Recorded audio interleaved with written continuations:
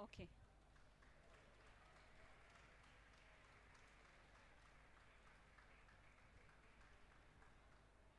Good morning, everyone, and welcome. I really appreciate all of you joining us this morning. I know it's quite early. So as we start the day, we welcome you. Thank you for joining us. Okay. So unfortunately, bear with the sound around us.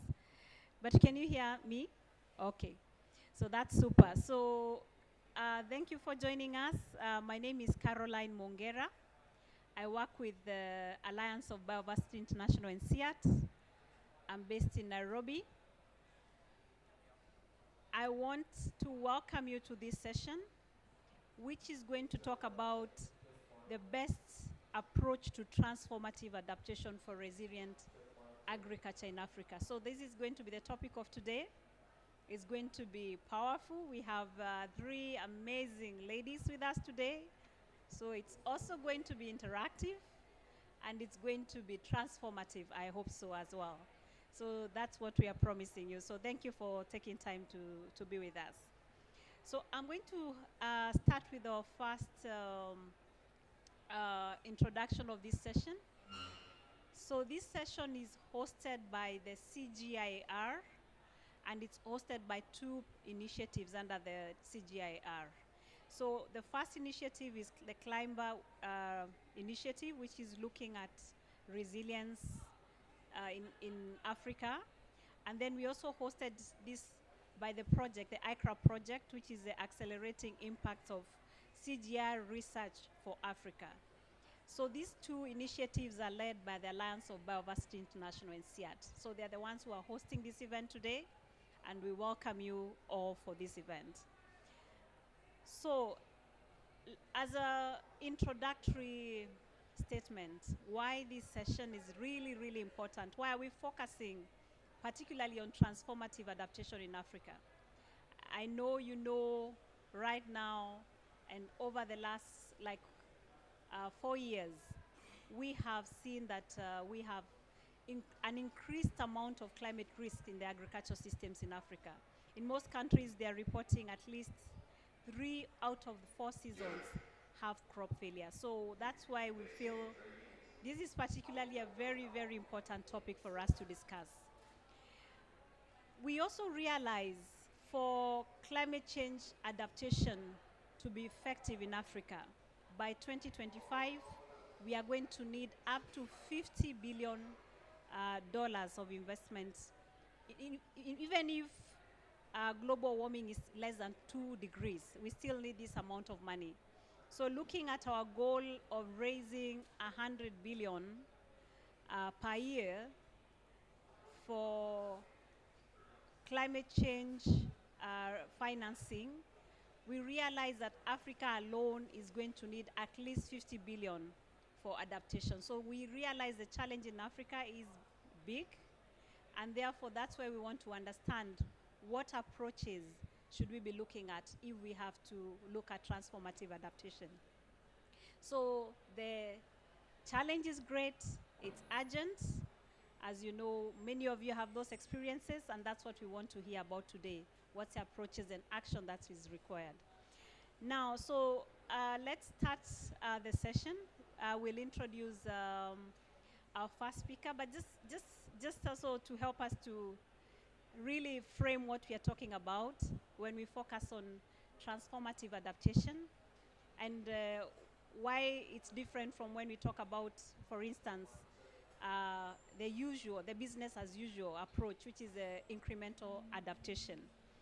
So in transformative adaptation, what we want to look at is what are the root causes of vulnerability, and how do we go to address the root causes of vulnerability to climate change in the long term.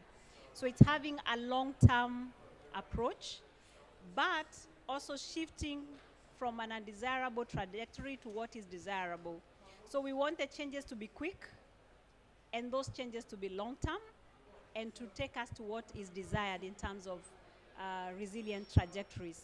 So I have the pleasure to introduce to us our first speaker, who is Anna Maria, who is the Director of Climber, as well as the Director of ICRA. I welcome Anna Maria to give her remarks. In this session, we are going to have 3 formats. That's why we said it's going to be very interactive. We are going to allow you to give your feedback. So we are going to use the interactive polling system, Slido. We are going to have a video, and then we are going to also have questions to the panelists. So we will have this interaction. So let's start with Anna Maria to welcome us to the first part of the session, where we start with a video. Welcome, Anna Maria.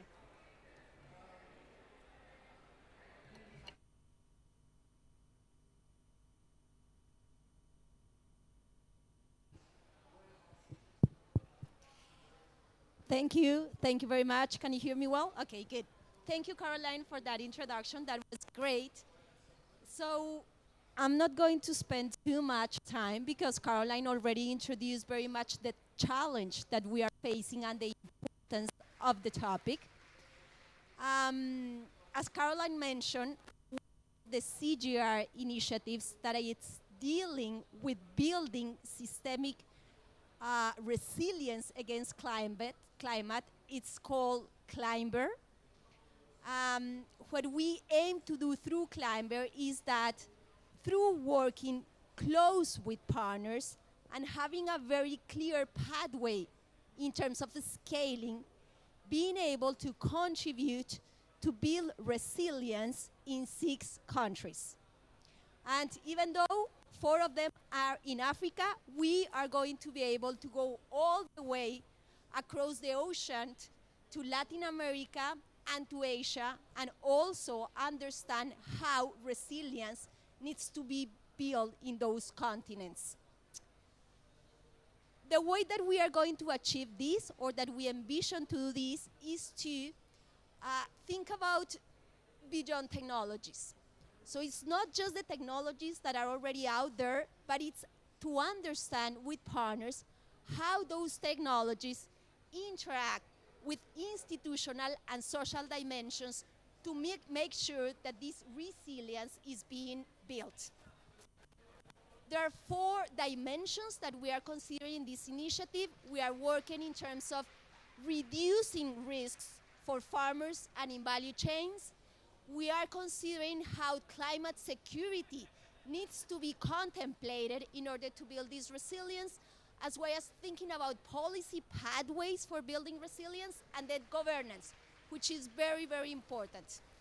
We are going to also be working with the 2 cross-cutting themes in relation to climate finance, because we need to mobilize resources so that these innovations are properly have proper funding to make them work, but also we are going to be considering in all of our activities a social equity framework, because we believe that what is stopping us from engaging in this transformative adaptation is social inequity, and therefore we need to understand how to work to improve that.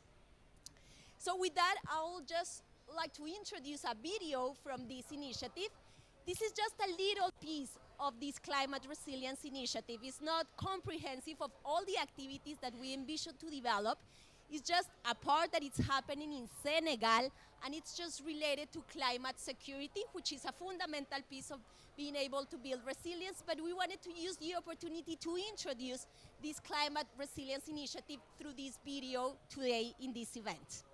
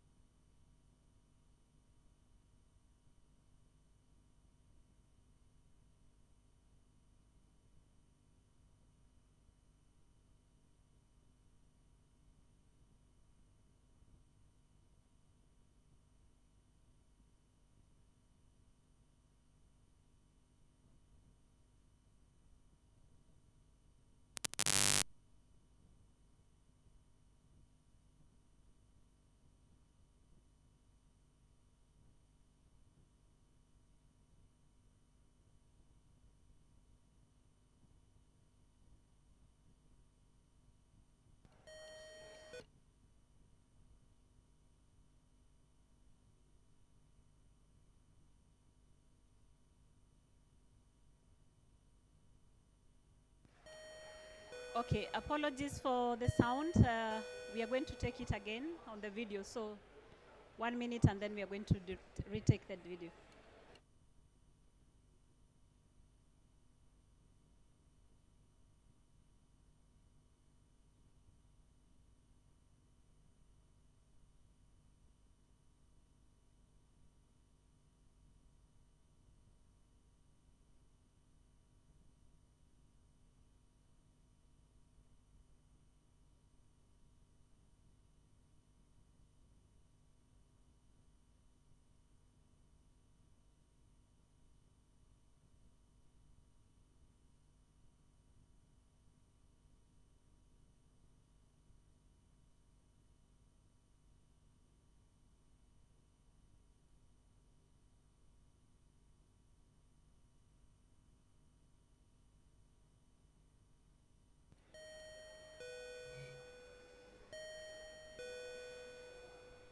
Once again, apologies for that. Yes. So let's take the video at the end so that we can fix the sound issues.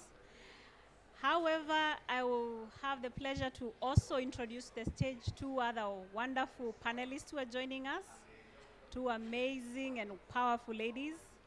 So the first one on the stage, please welcome Esther Zulu.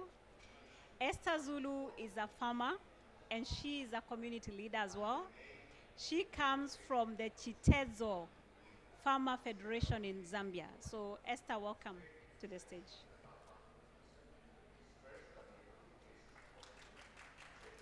Welcome. Please take a seat. And then the next person who is joining us is Thembi. Thembi Mwamakamba comes to us as the Director of Policy, Research and Analysis at FANPRAN, which is based in Southern Africa. Welcome, Thembi. So I'm going to start with Esther. Sorry. So let me start with Esther. Yes. Esther, welcome. I would like to ask you to introduce yourself to us first and tell us a little about yourself. Briefly, it's very briefly. Thank you so much. Good morning, everyone.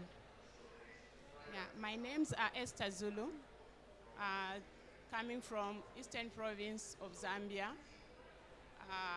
I'm the chairperson for the Chitetezo Federation Cooperatives, which is looking over 55 cooperatives in the eastern part of Zambia.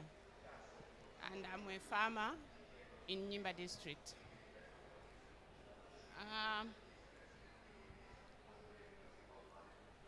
So Esther, yeah. I mean, looking at you, we have this picture of the African farmer.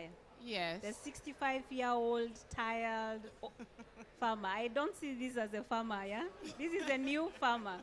So what we want to hear from you is your story. Tell us, what are you doing that's different? But more specifically, what are you doing to address climate adaptation in your community? Right. Thank you so much. As I said, I'm a farmer from Eastern Province. I became a farmer. I adopted farming from my parents. My parents were farmers. And as I grew, I was seeing how they were working as being farmers.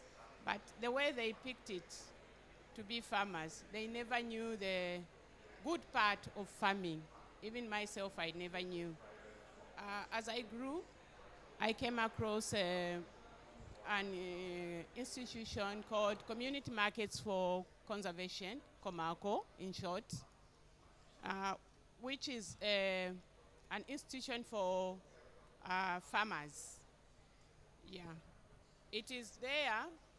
It helped me to join and become a farmer who can sustain, who can promote climate smart agriculture.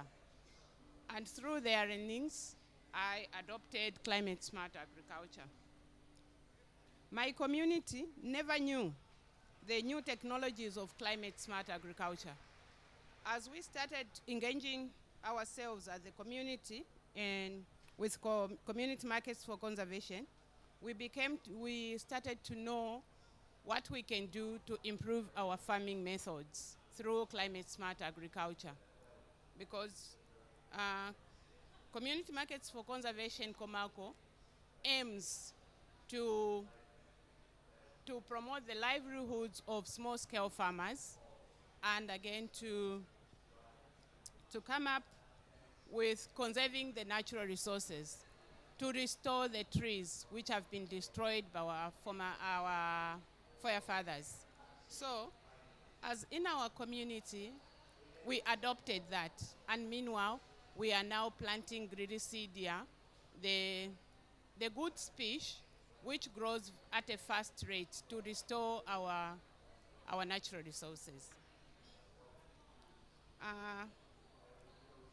When I see climate change, this is real, I'm telling you.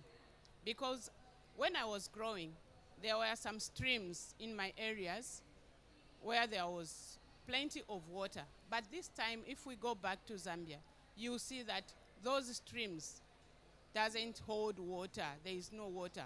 Even our animals are failing to have good food for them, because there is no grass to feed on the animals. And if I see climate change is real, because it has changed. When we were growing up, the rain patterns in Zambia, it was starting in October 24. When we were celebrating our independence, we were likely to see that it will rain. And when it starts from October 24, it was ending in May, maybe late May. But this time, if I tell you, last year, the rains in Zambia started in the month of December, on the 18th December, which is totally different, and which is showing that this climate change is real for all. So for us to sustain our lives, I think we need to adopt the technology of climate smart agriculture so that we can live on with with this climate change. Because if we remain where we were some time back, we won't adapt this climate change, and we won't succeed. Again, ICRA and Community Markets for Conservation have worked together as our partners, Chitetezo. ICRA mostly work with us as partners by scaling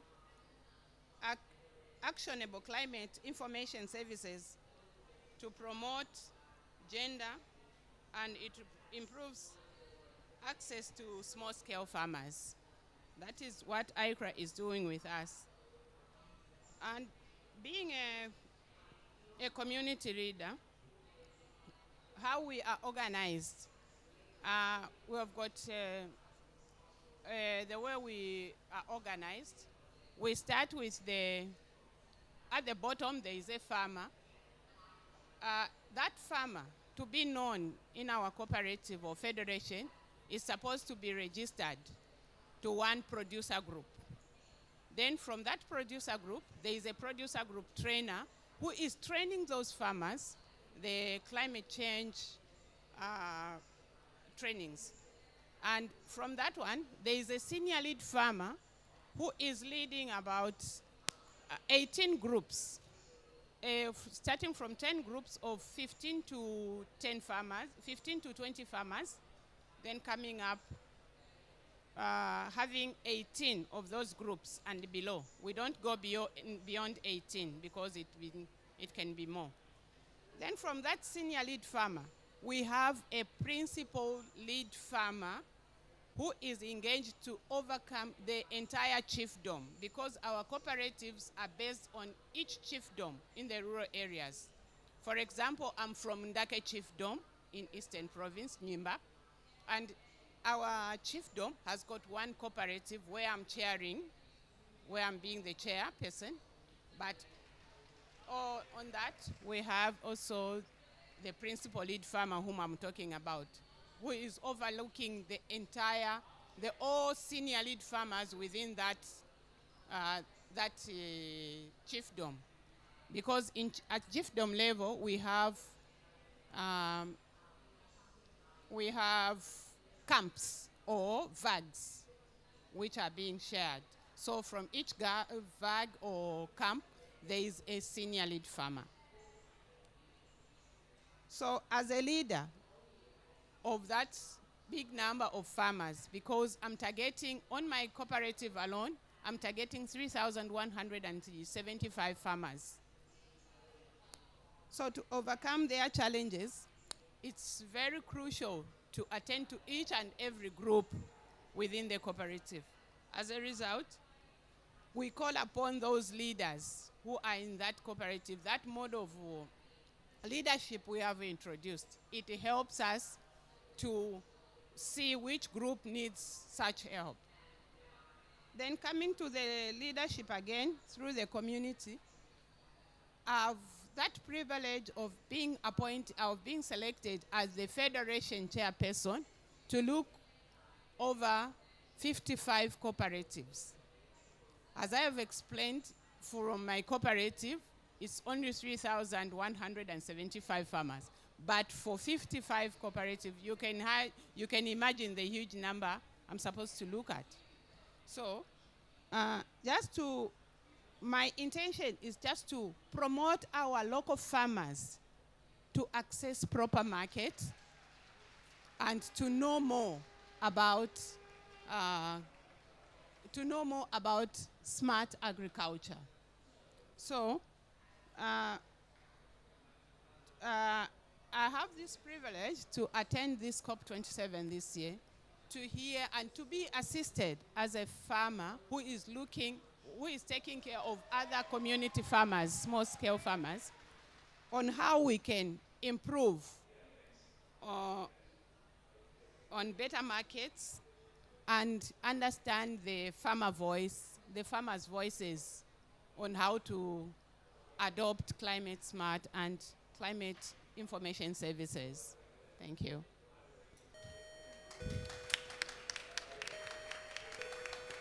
Wow, thank you so much, Esther. Thank you to bring the story of Chitezo in Zambia. So I would like to give the audience also an opportunity to interact with Esther. You can see we are very lucky to have a farmer's voice in this COP with us. So do we have anyone with any questions for Esther? Any clarifications? Okay.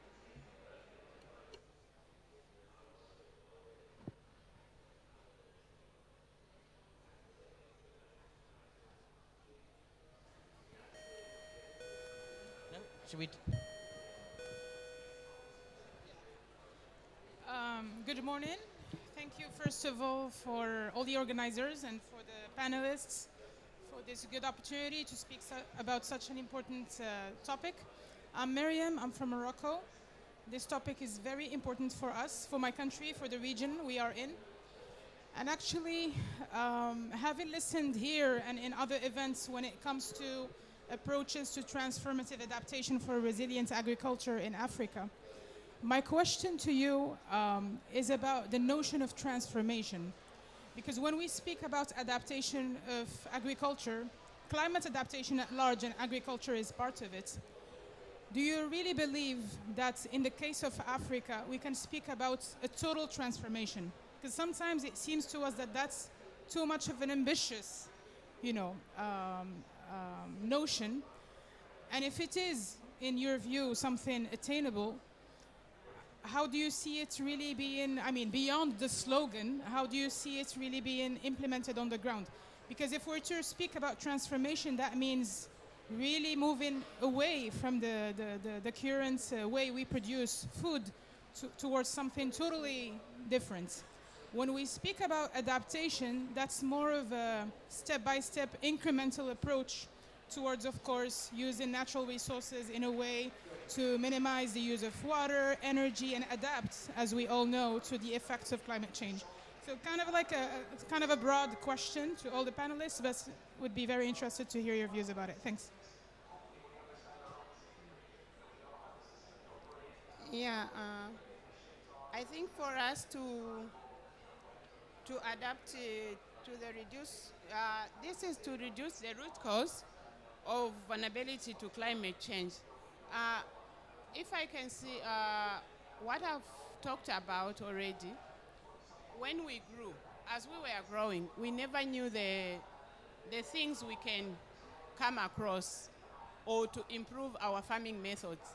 But through the trainings and the lessons which are being provided to us by some stakeholders, we are improving that. There is a lot of trees which are being cut down in our areas, and most of the farmers were using fire. We use firewood in our area to cook for our food. But as we have started learning, we see there is a need for us to restore the trees. So as we are seeing that we need to restore the trees, there are other solutions which has come in so that we can let the trees grow. Then we insist to use our cooking methods through the small cook stoves which we use. I've talked about planting Grisidia in our fields. This Grisidia tree, it helps us, it is a sepium in fact, it helps us to keep the firewood, small twigs which are from those, which we cut from those trees, but it remains again in our fields to restore the soils, to bring fertilizers, or to bring the nutrients to the soils. Even if the soil was washed away, when you plant Grisidia in your field, in 3 years' time, you will see the benefit of that tree coming up because it has got a lot of hydrogen in it. It provides nutrients. Then a farmer, like me, I'm a farmer. There are farmers who are young ones, married, and they are supposed to carry heavy logs, taking them to their homes. But if they join our cooperatives, which are conserving the natural resources, they feel better because when you plant Grisidia for the first year, the second year, you scooping that tree in. And those twigs, you take them to your home as firewood. So we never go in the bush to cut down the trees, no.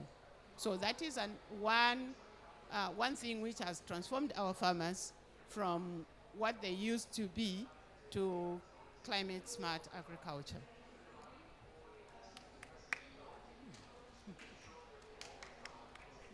Yes, Anna Maria. Yeah. So perhaps I can complement what Sturgis mentioned. And I think that something that we need to work and do a better job is understanding what do we mean by transformative adaptation. And transformation is becoming one of those words that is used in different places and everywhere, and you have to use it. But I think that we're lacking really what's behind the concept. And from listening to what Sturgis said, I don't think that it's just like doing things in a totally different way. The way in this project that we understand transformative adaptation, it's really understanding the root causes of vulnerability. Because in many of the traditional adaptation efforts, or interventions that we try to implement are just responding to symptoms. So whenever you have floods, droughts, and then how do farmers respond to this? But this is a symptom. But then what we want to understand really is how to work with farmers to understand what are the obstacles to be able to respond in a proper way to these climate hazards. And this is very much related to thinking about issues such as social inequity. So why are voices different? What is happening with young people, with women, with vulnerable populations, indigenous peoples? We believe that for adaptation responses to be effective, we need to consider those social equity issues. Thinking about digital tools. Digital tools is something that we have And I believe that it could be a game changer in terms of responding to these climate threats. But when we think about transformative adaptation, is how those digital tools are being used by different groups of people. Are women having equal access to those digital tools as well as men or indigenous people? And once that we understand those relationships, and this is why I think that it's very interesting about this concept, it's not just thinking about the technology, it's not just thinking about the tool, it's not just thinking about the drop irrigation, it's understanding why these technologies that we believe could be useful are not being used at the scale that they need to be used. And therefore, the transformative part of adaptation, at least the way that I see it, it's just like starting from scratch and forgetting about all those technologies. It's more understanding how those technologies interact with social factors, infrastructure, capacity building, education. Those things need to be in place if we want to properly adapt in the rural sector to climate threats. Thank you, thank you. So really, yes, let's take another reaction.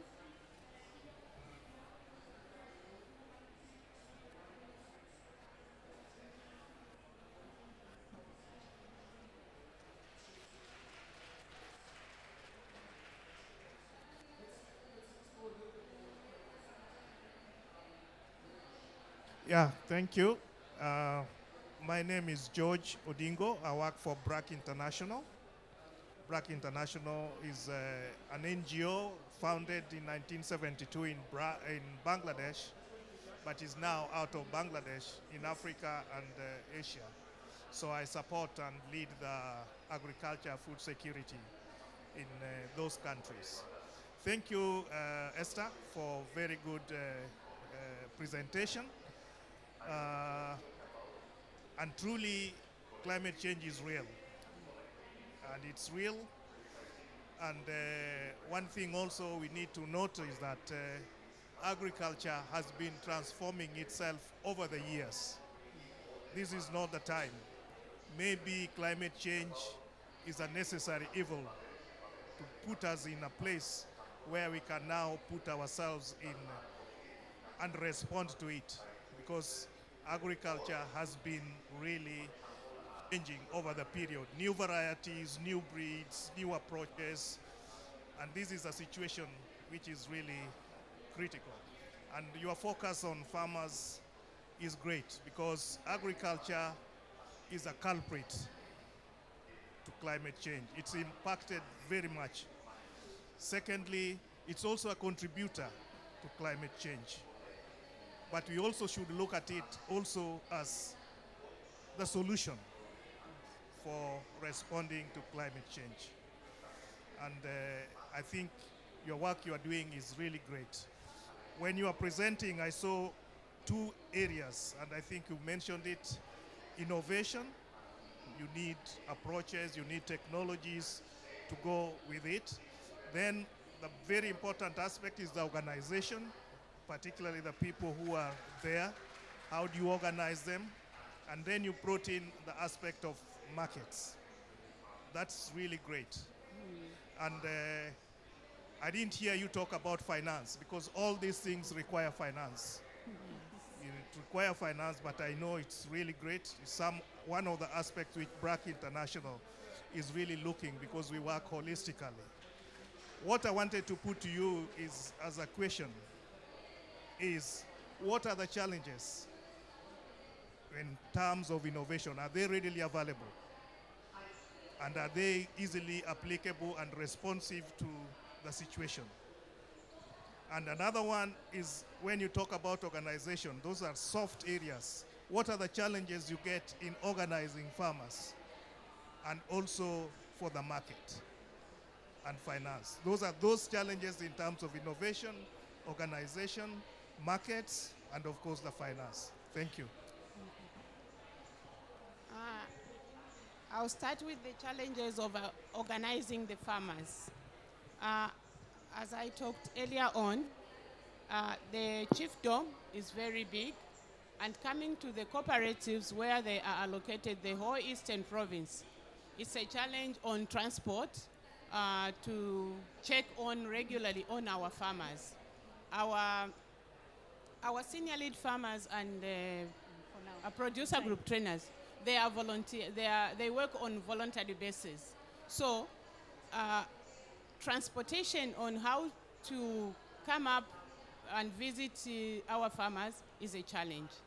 Then for the federation to run smoothly, we have got again the challenge on finances, on how we will adopt the market to our farmers.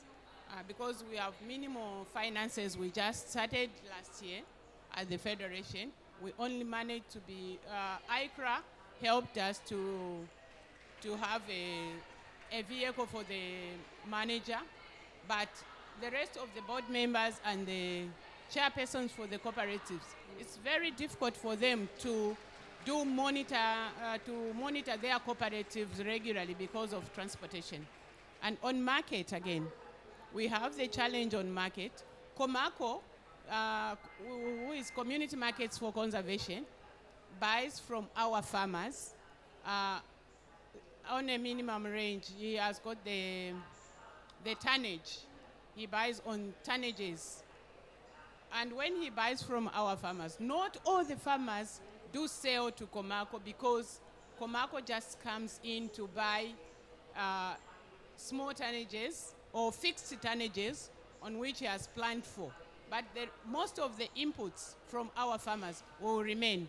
And then black marketeers will come in just to grab the crops from the inputs from our farmers at a low rate price when our farmers have implemented more. So market is also a challenge. We need more market for our farmers so that we can sustain our livelihood. Thank you so much. I would like to request we keep the questions, and the discussion is going to come. So this is great conversations, and it's going to continue. But let me ask us to also give our views. So we want to listen, to hear from everybody. And I want to invite you to use Slido. So we are going to use Slido, which is an interactive polling system. It's anonymous. So once you log in, answer your question, it's completely anonymous. So feel free. So let's have our first Slido question.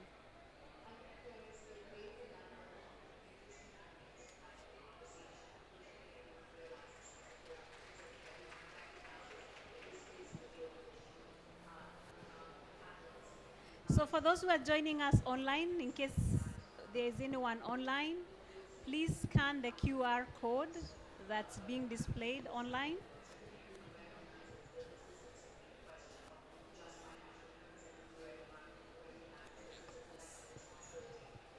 Okay, if everybody would go to slido.com on your phones, if you maybe, Yes.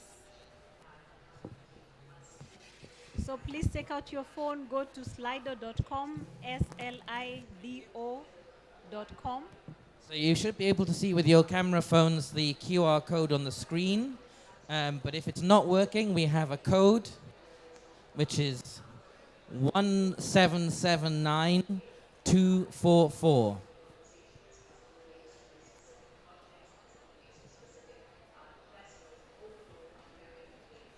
Is the QR working for people? Yeah. Yep, the QR code's working. Okay. So And the code again, if you can't get the QR code, is 1779244. And what's the question? Okay. So if you're there, I hope you're there. We want to hear from everybody. So I welcome you to answer the first question. And you can only choose one option of the 4 answers. So the question is, how do you define transformative adaptation? We've listened a little to our panelists. How do you define transformative adaptation? So you have to select only one answer. You have 4 choices there, so please select one answer.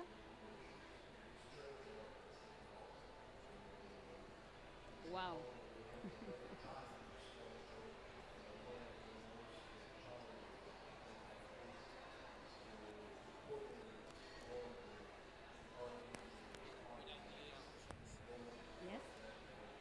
read them. So the four options, we have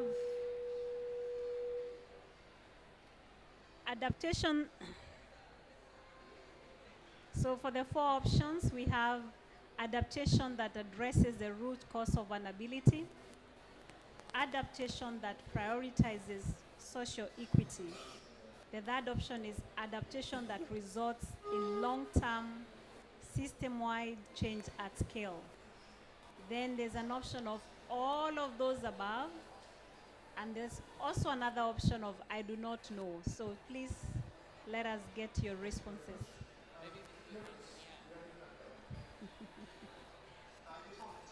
If people are struggling to connect, which I am because the Wi-Fi is not working, so yeah, people are voting. Yeah. Okay.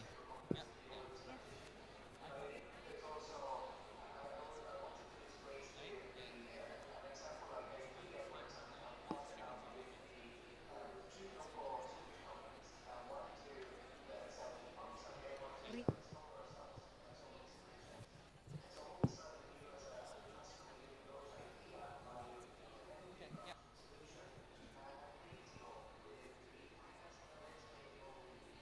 Oh, yeah, just on the screen. Yeah, yeah. Thank you. Okay. So 1 minute is done. So we are closing the poll. Maybe another 15 seconds for those who are still polling. We need to tally your results. Those who are polling, 15 seconds for you.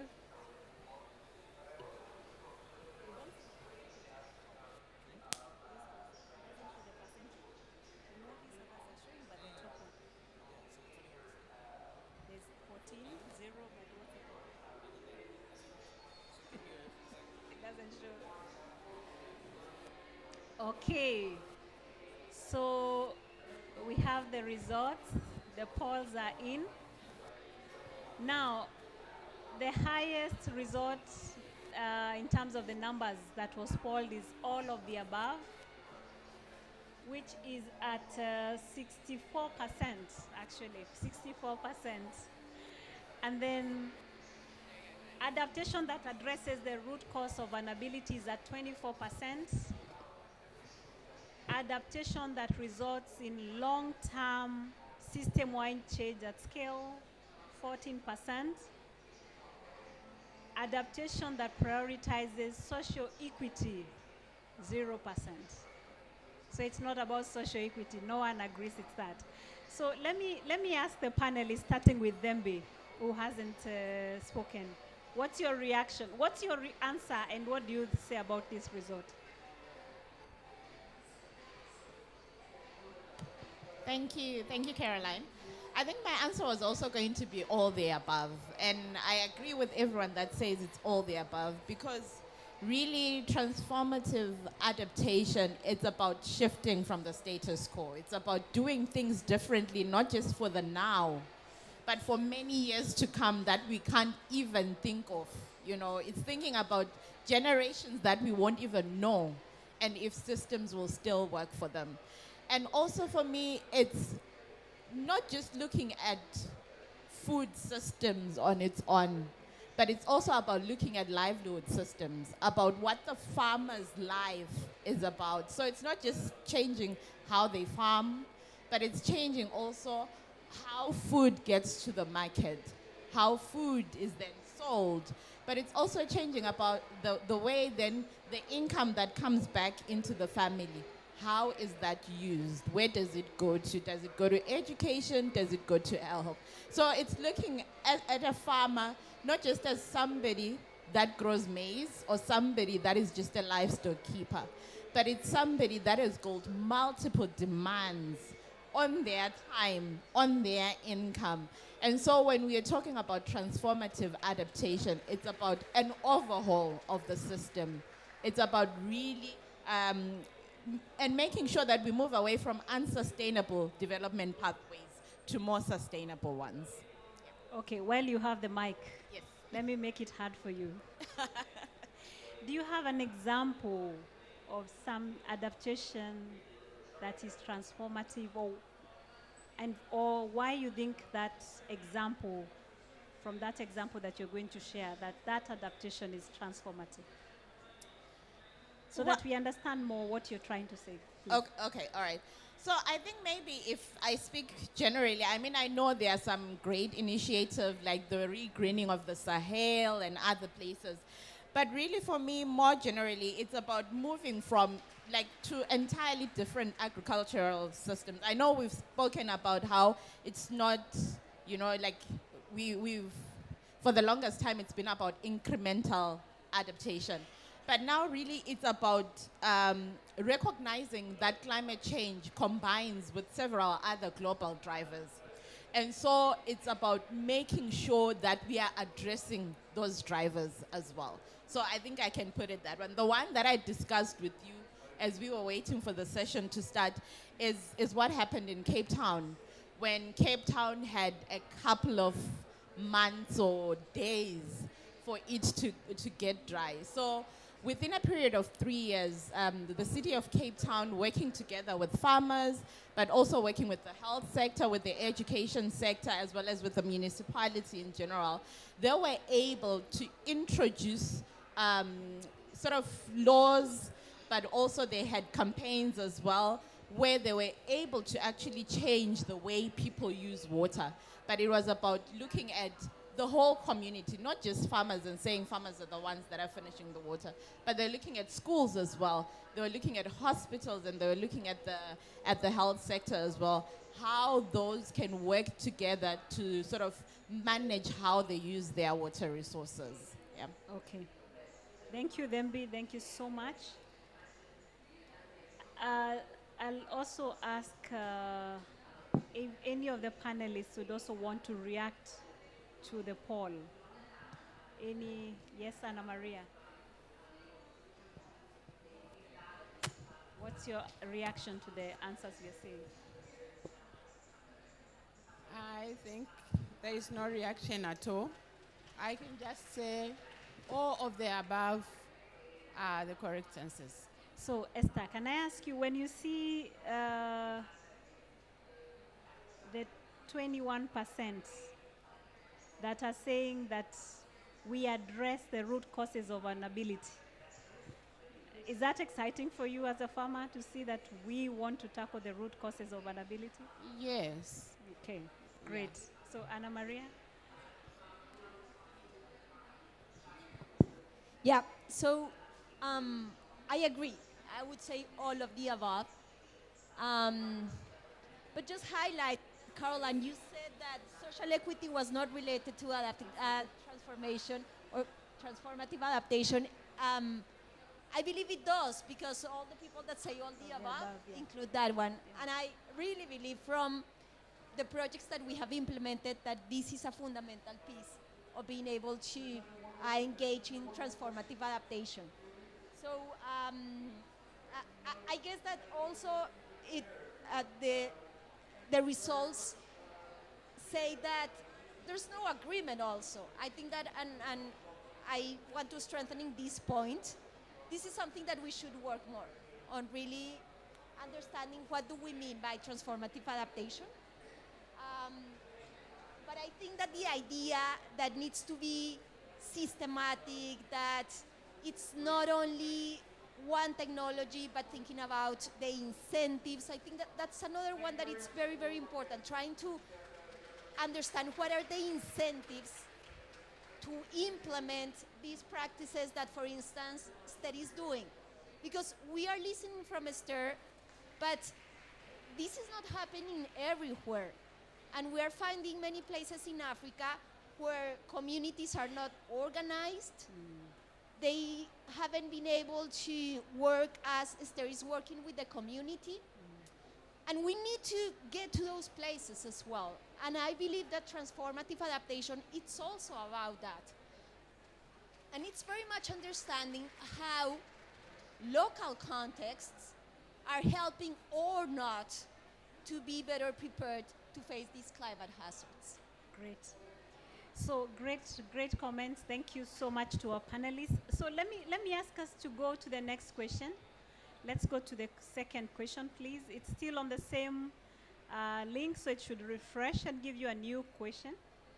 And the second question that we'd like you to give us your answer is asking, what is the top reason? So top reason is the main word there.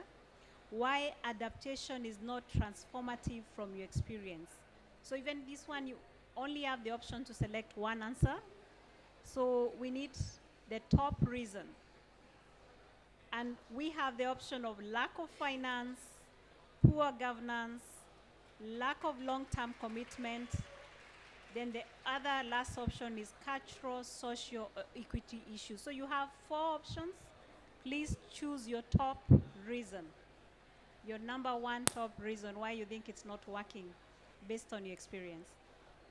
So great, the answers are coming quick. This time it's coming very quickly.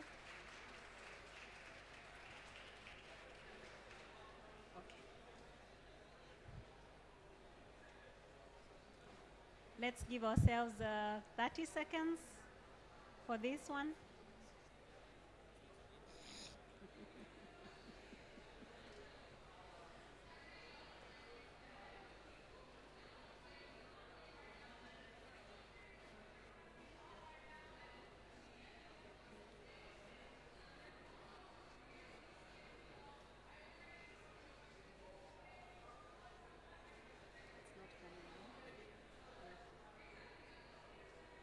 Okay, so this one is very close.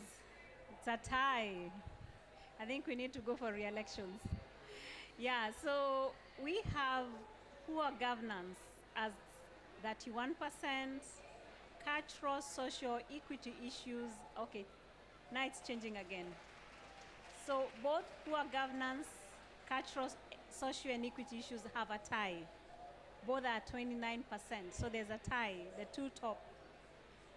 21% is, okay, another tie, lack of finance and lack of long-term commitment, all of them are 21%. So we have 2 groups actually of results.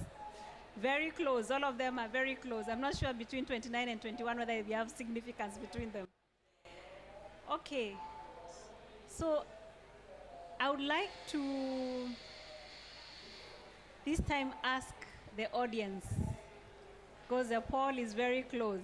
What do you think? Anyone, why do you think, I mean, it's really tight. What's your reaction? What do you think about that result? 29% between the top 2, and actually we could say they're all really close. Anyone would like to give a comment, to react to that? Yes, thank you. My name is Monica. I work with pastoralist communities in Baringo, and I'm pleasure to be here. And according to me, I think it's not about poor governance, it's not about culture, it's about lack of commitment. Because every government has a commitment to address climate change, and we have all this funding that is coming to even our own counties. So without commitment, we cannot address climate change. So for me, lack of commitment, either by the communities, by the government, by the CSOs, by the faith-based organization. Thank you. Hi, good morning, everybody. My name is Romy. I think maybe I'm swayed a little bit because I work in the governance space, so I said poor governance, because I think it encapsulates quite a few of the other categories. And I think if there was, so I see leadership under governance, and I feel if there's direction and leadership, then finance will come. I think a lot of finance is lacking because there's no direction or evident kind of clear pathway for finance to support. And I also feel that if there was leadership and governance, then there would be a long-term commitment. So I guess it's just the way we see things. And then if there was effective governance, then there might also be inclusion. So, just a way of looking at it, but thanks. Je vais parler français, je suis francophone. En fait, on a choisi la mauvaise gouvernance parce que c'est un fait, c'est quelque chose qui est expérimenté et qui est su. Les pays africains ou bien les communautés ont beau faire d'excellents efforts, mais en fait, pour que ça ait un impact global et pour que ce soit durable, il nous faut des gouvernements forts qui prennent des décisions, qui facilitent, qui créent un environnement propice à l'évolution, à l'évolution de l'agriculture, à l'adaptation. Parce que les solutions, on en a vu dans les villages, on en a vu dans les communautés. Mais ça a du mal à avoir un impact et à se dupliquer comme expérience simplement parce qu'on a des gouvernements qui sont faibles. Okay, so she says poor governance is the top reason because of the role of governance in terms of as an enabler, you know, at community level, at village level, the governance is the enabler of all the dynamics of change and all the aspects that we need to focus on. So that's why she thinks that governance is the most important. Thank you so much. Merci beaucoup. Mine is to really face facts of what is actually happening, because we are talking about adaptation to climate change. And if you look at Africa, our contribution to greenhouse gases is only 3%. Surely, 3%. And even if we start blaming that we are not poor governance or that, I think the main place where we really need to point is where the bulk of the greenhouse gases are being produced. And surely those are the people who, because when it comes to impact of the climate change, it is Africa which is hard hit. It is the small scale farmer who is hard hit. We don't have those innovations. We don't have those markets. And yet, the extreme events are hitting us because of the poverty levels. So it's not the poor governance. It is the finance to really respond. There are people who are contributing to these greenhouse gases, and we know who they are, really. So the 3% which is being produced by Africa is equal to more or less all the planes which are flying. The planes which are flying around here, they also contribute 3%. We are not talking about the big things, the ships, the industrial, whatever. So to me, I put in lack of finance for us to really respond to the issues, which is really affecting us for things which we have not contributed. If you look at nature, I think Africa has tried. The tropical forests are there, rivers are there, and we are really trying to really do the things right. So let's not blame ourselves that we are not organized. Our contribution to greenhouse gases, which is causing all these temperatures going up, is not from us. I think we need to really realize that. That is the truth. Thank you.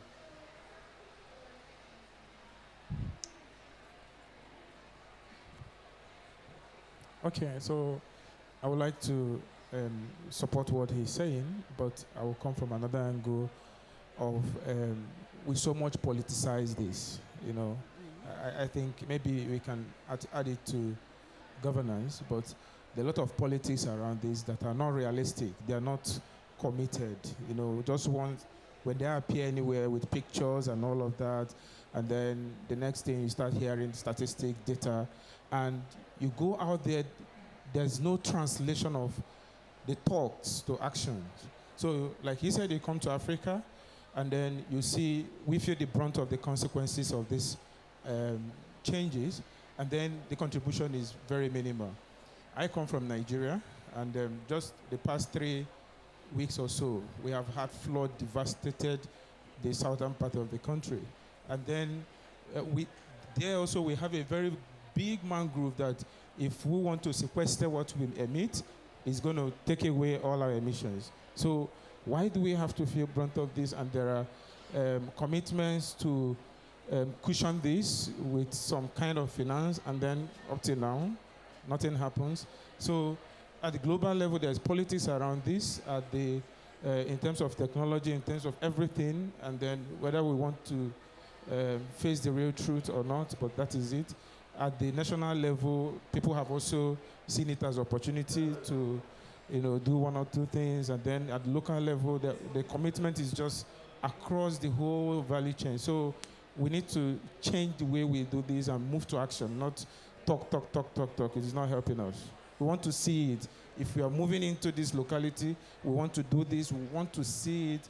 If we're spending $1 million, we want to see equivalent of $1 million doing the work, not just talks. Thank you. Thank you so much for reminding us. We are here for implementation. So let me go back to the panelists. I don't know who wants to start. Any of you could start. I want you to tell us, we are looking at these challenges. From Southern Africa, the two of you are from Southern Africa. Anna Maria, you have climber in 6 countries. Could you give us an example from your experience of a barrier that you have seen, especially reacting to what we are seeing here? Who would like to go first? Okay, Esther, please. Yes. I'm seconding lack of finances because on the ground you can implement, but now where to get the finances? You are failing to have those finances. And when the finances comes through the government, most of the time you just see the logistics being announced, but what is on the ground differs from what is being announced. So lack of finances to the community is very minimal. So there's no accountability. The money is coming but doesn't trickle down to the community, okay?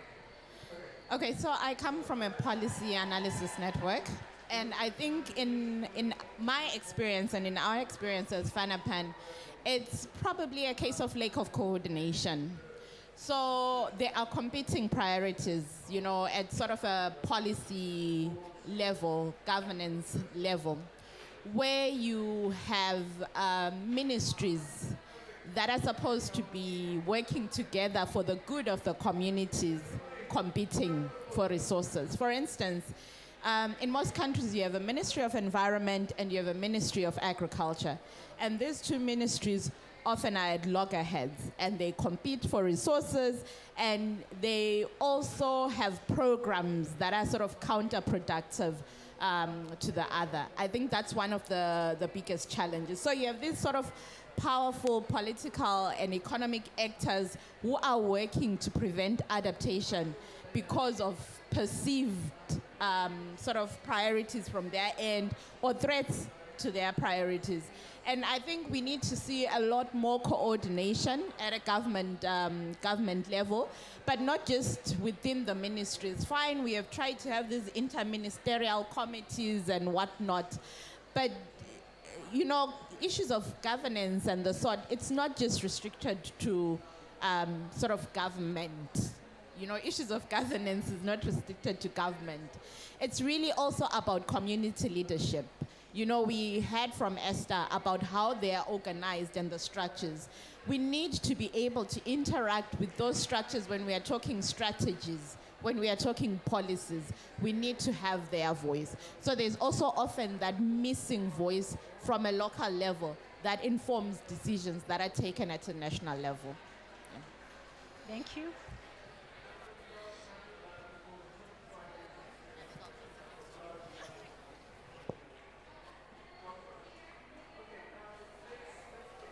Yeah, so thank you for the question, Caroline. So barriers. I have already said this, but we face a barrier in terms of understanding what this means. And I just want to highlight that from the ICRA project, we have been working on putting together this series of studies. And one of the conclusions, and I'm very glad to see that it's in line to what we are listening today, is that there's no agreement, and that we somehow need a framework so that policymakers can prioritize what are the key actions for promoting these kind of changes that we would like to see. So, I'm happy about that product from ICRA because it has proven to be useful. It's hard to make decisions. So in my previous life, I used to work for the government, and there are a lot of things happening at the same time. And it's hard to prioritize, and frameworks help us in relation to that. I think that another barrier that we have experienced is having the right information so that investors and private sector can target money to these kind of things that, for instance, Esther was telling us about. And I agree with Romy that if we have the governance part right, I think that investments and finance is going to flow. But we need to do a better work in terms of providing the evidence, in terms of costs, in terms of benefits of implementing these kind of technologies and approaches. And this is why I emphasize the importance of thinking about combinations of things.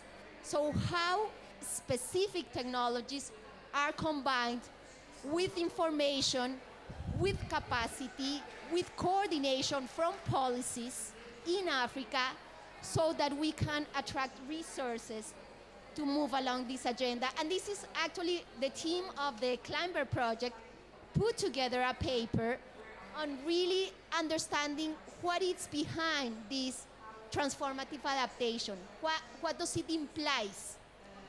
And it's very much part of the conclusion of that is how, from the research side, we need to work more with the STER. We need to understand better how farmers and non-research actors can co-develop solutions to move ahead in this agenda. So I think that multidisciplinarity, transdisciplinarity, but also breaking silos in the scientific community are very, very important if we are serious about providing the right information so that, for instance, private investors can put the money into financing these kind of solutions. Okay, thank you so much for those points. And yes, we have another reaction there. And I also welcome any of the audience members. If you have a question also for the panelists, based on what they are saying, please feel free to ask a question. Thank you very much. I'm called Florence Kasule. I'm from the Pan-African Climate Justice Alliance and representing the women and gender. And when we talk about adaptation, as women is very, very important. And one of the top reasons why adaptation is not transformative from my personal experience is because many times adaptation is top to bottom, yet it should be from us. Many times the adaptation is about technologies which are brought to us. And many times we are not consulted. The adaptation technology is brought to us, and we don't even know the capacity to utilize that technology is so limited within us, and yet we know exactly what we want. So it would rather be a bottom-up approach whereby we guide which adaptation technology is appropriate for us, which can be transformative and taken on by other generations. Thank you very much. Thank you. Okay, thank you, Florence. So because of time, the conversation is very interesting. Let's just take the last question. It's going to be the last one for us on the poll. So please, let's have the last one. And then we can have the reaction after that. Ok, bonjour tout le monde. Je suis Naoto Tordene Evelyne de la caravane africaine qui se trouve ici à la COP27. En fait, quand j'ai vu la thématique, je me suis dit que vous allez nous partager un ensemble peut-être de bonnes pratiques collectées et que nous allions aussi faire nos apports par rapport à nos différents pays, puisque nous sommes venus ici pour repartir avec quelque chose que nous allons partager à nos communautés. Donc, je pense qu'il n'est pas trop tard. Si vous pouvez prendre nos contacts pour qu'après nous puissions enrichir ces échanges, ça va être bien pour nos pays. Parce que là, je ne sais pas trop ce que je vais mettre dans mon rapport par rapport à cette session. Merci beaucoup. Okay. So, yes, I mean, it's the conversation is interesting because we have examples from every country. I think we need, you're calling it a caravan, you know, where we share experiences from countries. Yeah? Yes, so I think let's keep the conversation, let's keep exchanging, and let's continue with that conversation after the last question, your conversation, please. So the last question, good. So this one is going to be 1 minute. This one is going to be open. Give us your, it's not a multiple selection, it's not choices this time. So the question is, in your opinion, what is one action that you can take to support transformative adaptation? What is one action that you can take? So you can type in your answer. We have no limit to what you can type in terms of the characters, so please feel free to say the action that you think you can take. Let's give us 1 minute for that.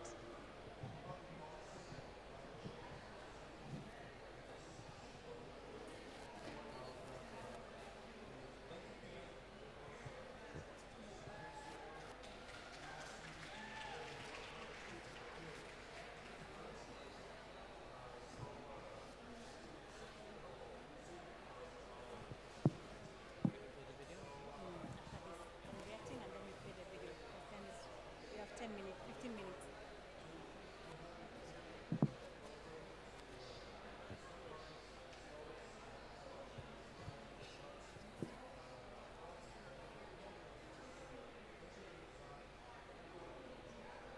Okay, let's, the last 20 seconds maybe.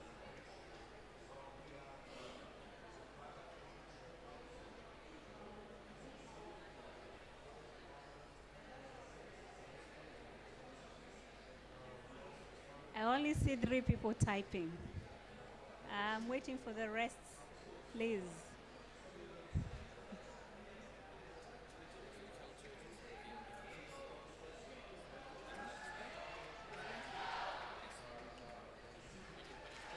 Yeah, but let me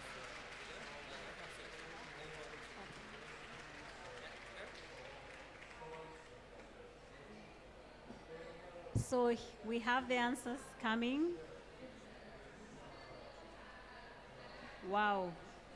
So I think we come back to the reaction by Florence. I think Florence has stepped out, but she's the one who talked about co-developing solutions.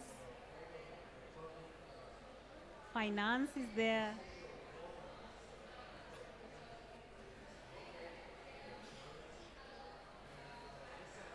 So public awareness to increase investments. So a lot of it is about locally led approaches. So there's locally led adaptation, co-developing solutions, about creating public awareness. It's a lot of engagement, you know, involvement, engagement. So comes back to the coordination. One is a technical one, the agroecology. So the technical solutions themselves.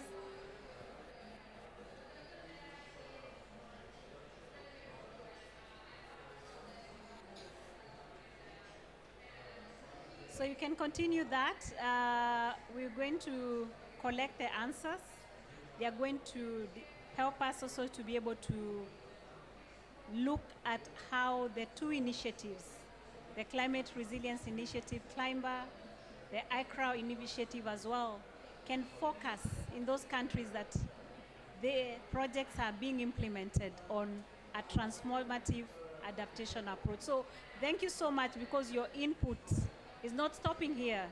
It's also continuing into the implementation. So it's a real implementation solution, yeah, as the COP says. So we are moving into implementation with this as well.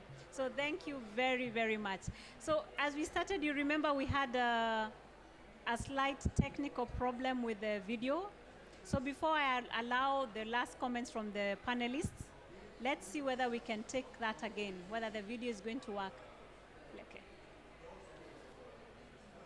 Oh, sorry. I made you move. You can react from there.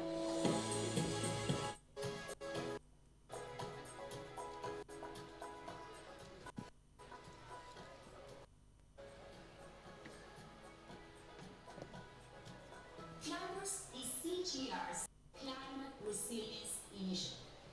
It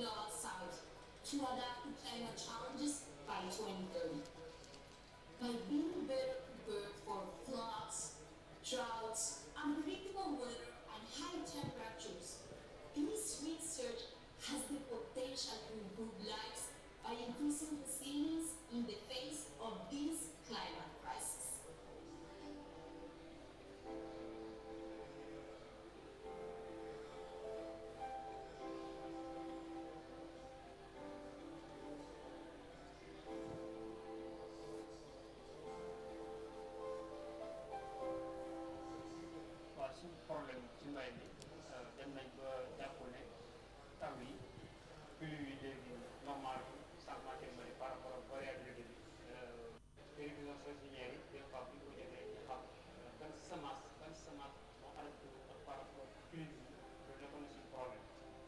Le changement climatique provoque des inondations, provoque des feux de brousse, ça provoque beaucoup de choses dans la région. am na changement comme année bi passée ak année bi am na différence parce que année bi daa teel a taw année passée taw bi moo gën a tuuti comme année bi passée ñaar ba taw na mais pour ñu instant nii sax pour ñu def pour ñu dindi gerte bi boo dañuy ragal ci taw bi yaa ngi am na changement bi ñu ngi gën ci ñu quoi am na changement parce que comme lu mu doon tawee ak ren lu mu tawee wutee daa teel a taw te pour ñu instant ñu ngi taw. Climate change is a reality here, and the point is that climate change is now also more far-reaching effects than only agricultural, but also effects like social, political, and other interactions between different areas. We're trying to understand what kind of interactions climate change can have with other socio-economic and security factors in the region. And the next step would be then to understand what kind of solutions there would be to minimize clashes and conflict between these groups. En tant que technicien, mais aussi en tant qu'autorité locale, en fait, saluer leur apport, leur mise au point sur les activités à mener. Donc vraiment, on fait que les accueillir à bras ouverts, parce que ce sont des plus dans notre activité. The success of our initiative will be due to the strong collaborations with governments, NGOs, policymakers, local stakeholders, and researchers and specialists that are not scientists. Local knowledge and active participation by stakeholders are a critical component of Climbers' vision.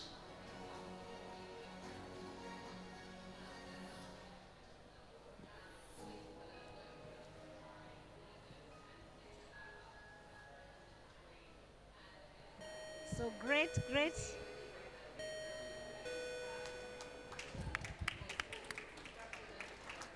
So thank you so much. Before we get out, please allow me 1 minute before we get out.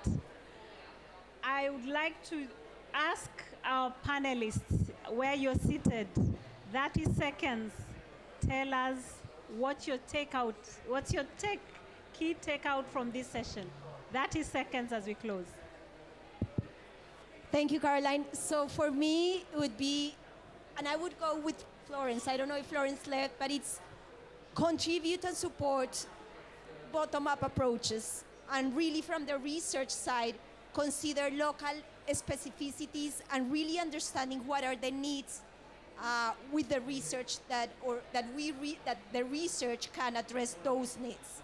So very, very specific and working with partners, with farmers in terms of developing these solutions. Thank you, Ana Maria. Thank you. I think for me, the important thing is about creating spaces for engagement for researchers, for policymakers, as well as for farmers, so that together we can co-create policies that enable transformative adaptation. Thank you. Esther? Thank you so much, viewers.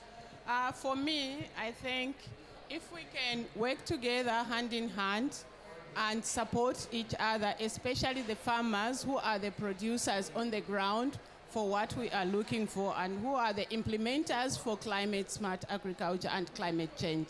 Thank you. So thank you so much. I won't close without giving the audience also a chance. Anyone who wants to say something, ask something as we close. Yes. Thank you so much for that presentation. And I'll say I'm happy, and please let's support our rural women, because We can talk of finance, but what about that rural woman who don't know about this finance, even the negotiation that is going on now? If FAO are supporting rural women, please come to Baringo. I'm already introducing agroecology to pastoralist community, not only for food security, for also climate action. Thank you. Thank you.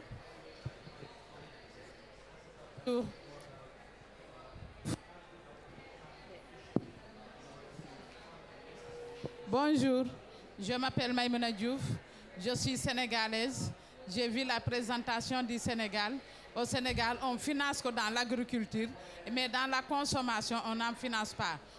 Alors qu'on est des femmes restauratrices, Union nationale des femmes restauratrices du Sénégal, l'agriculture c'est pour consommer. L'agriculture, il faut innover les plats. L'agriculture, il faut faire la gestion et faire aussi l'innovation et l'hygiène sur les produits. Donc, il faut appuyer aux restauratrices et aux femmes ménagères de ce projet. Merci beaucoup. Okay, so she's very happy first because you have many examples from Senegal. She's from Senegal. They have financing for agriculture, but not financing on aspects of value addition, consumption, yes. So she's asking for more financing, especially for the producers, and the women. So let's give a round of applause to the audience, to the wonderful, wonderful panelists. We want to appreciate, it's been a very interesting and interactive session. Thanks for joining us. So please welcome outside for a cup of coffee. We have coffee outside, and thank you for joining us once again. Have a good day.